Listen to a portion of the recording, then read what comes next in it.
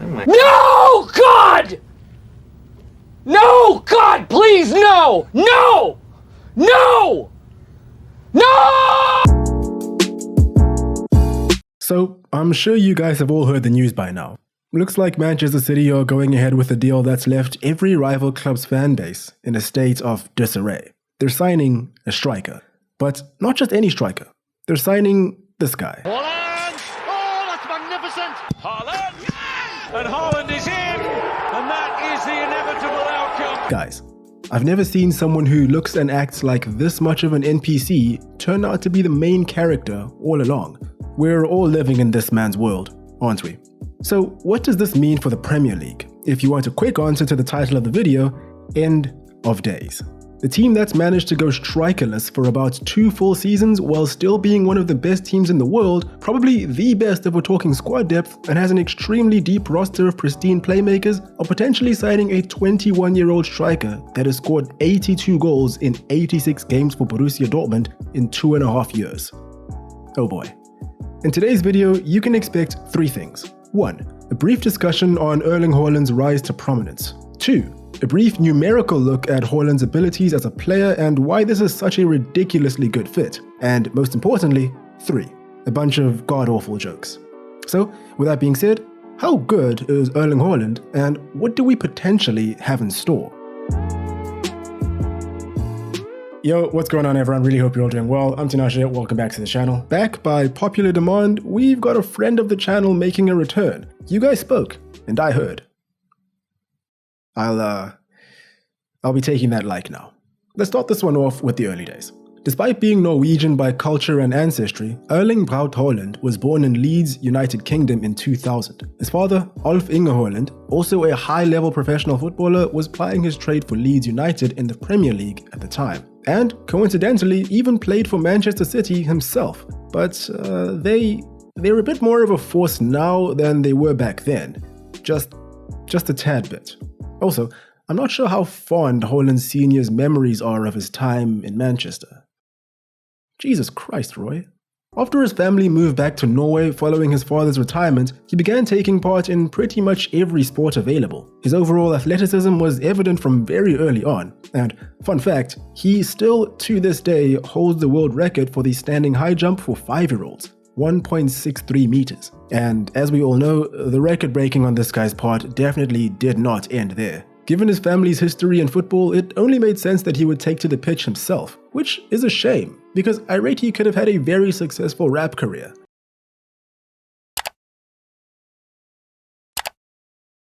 Alas, what we could have had. Starting off with local club Bryn at the age of 5, Haaland impressed right away and was almost immediately bumped up in age group. But something noteworthy is that even though this was quite impressive, it came with its disadvantages. He was a year behind in his physical development. That, paired with the fact that he was a late bloomer, meant he had to train his mind from a young age. A disadvantage, sure, but a blessing in disguise.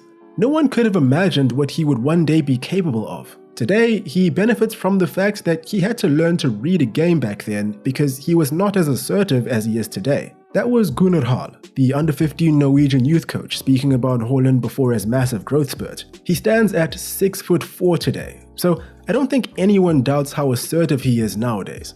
Fast forward to 2017, and the man had outgrown Bryn and was on the move to Molde, where he would join up with one of the greatest Norwegian players ever, a man who has been known to be behind wheels, Ole Gunnar Solskjaer.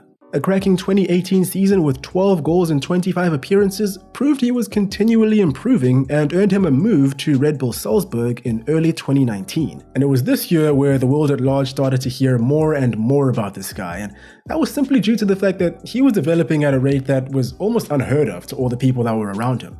30th of May 2019. He scores 9 goals in 1 match against Honduras in the 2019 FIFA Under-20 World Cup, which is honestly ridiculous in its own right. This performance in particular grabbed major headlines. 17th September 2019. He scores a hat-trick on his Champions League debut against Genk, and by the end of 2019, he had scored 29 goals in 27 appearances for Salzburg and was also gracious enough to give me an exclusive interview on how he was feeling at that point.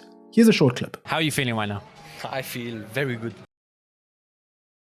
It was neither our plan nor our wish to lose Erling in winter. However, his development between July and December 2019 was so extraordinary and spectacular that it could not be predicted or planned in this way. The words of Christoph Freund, the Red Bull Salzburg director, when referring to his sale from the club. The sale I'm referring to was, of course, his transfer to Borussia Dortmund. A €20 million deal announced just before 2019 was even over.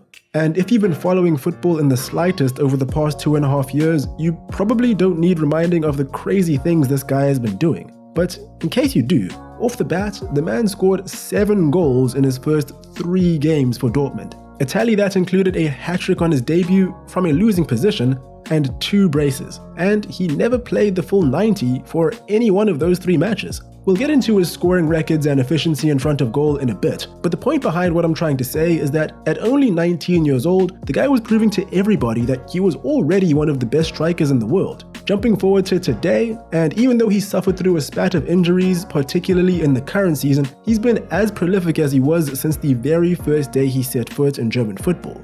No easy task, to say the least. He has all the right physical attributes and is extremely focused. There are not many who are 1.94 meters tall and that fast. Actually, nobody else comes to mind. Hans-Joachim Watzke, Borussia Dortmund CEO. He wasn't wrong. The boy is a strong, fast, technical player with abnormal athleticism for his frame. I don't want to spend too much time in this video talking about his come-up because, well, he's only 21 and we still need to see how things pan out. But the main reason I made this video was, despite the fact that I usually cover older, more established players on this channel with more of a fleshed out story, this guy really is a special case. Something that you've got to admire about the guy is that he seems to have taken a route to prominence that we very rarely see in elite young players these days. I never mentioned it earlier, but he's been rejecting big money moves to large clubs for a commendable amount of time now. Hoffenheim back when he was 16, Leeds and Sevilla when he was 18, and Manchester United, Juventus and more when he was 19. Always opting for somewhere he's guaranteed a starting position to further his development at each turn. He obviously knows what he's doing, or at the very least he's got an impressive team around him for sure. I say this because at 21 years old, he looks about ready to move on from Dortmund. And at the moment, there are very few clubs in the world where he wouldn't immediately be the guaranteed number 9. And with Manchester City, one of the biggest and richest clubs in the world, needing a striker, this move makes far too much sense. Haaland clearly passes the eye test for what should be considered to be a world-class player and exactly what Man City are after. But let's take a look at why this is the case using stats and patterns sourced mostly from Who Scored, Footy Stats and FB Refs. As always, all sources are links below.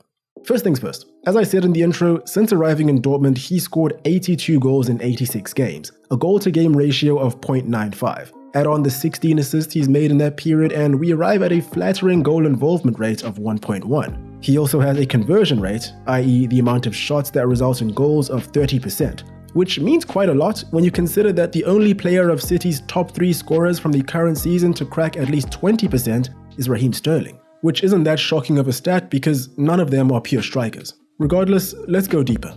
94% of his goals originating from within the penalty area prove something we already know. His finishing is sublime in the danger areas. With the lion's share of City's goals being scored in the box due to the fact that every team deploys a low block against them, the numbers say Haaland would be right at home. But, having said that, as is the case when a player moves to a more dominant team, the low block may take some getting used to. He'll obviously require an adjustment period as he'll inevitably have less space to use those long strides. Nothing he can't handle, I'm sure.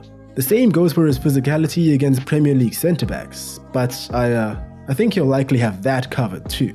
And speaking on physicality, a 6'4" target in the box would certainly be a welcome addition to a Guardiola side that has historically consisted of shorter attackers. Everyone needs a plan B when you can't pass your way through, after all. I call this one the Fellaini special.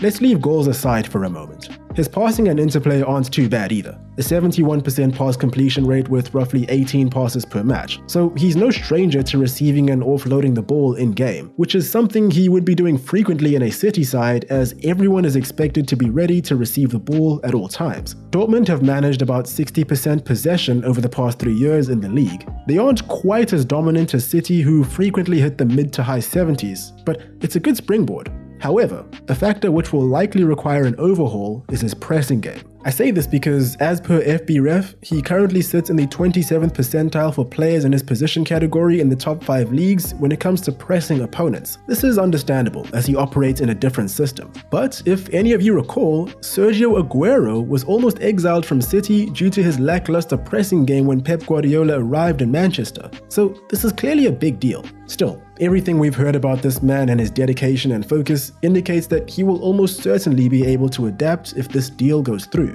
With all that being said, stats can often be misleading and aren't always an accurate means for assessing things in football. I mean, you and I both know that all too well. Adding on to that, the Bundesliga and Borussia Dortmund and the Premier League and Manchester City are two completely different leagues and teams with different playing conditions, cultures and expectations. So the above stats could very well mean very little. And despite all of this, Haaland could very well not end up going to City, which would mean this entire video would end up being irrelevant.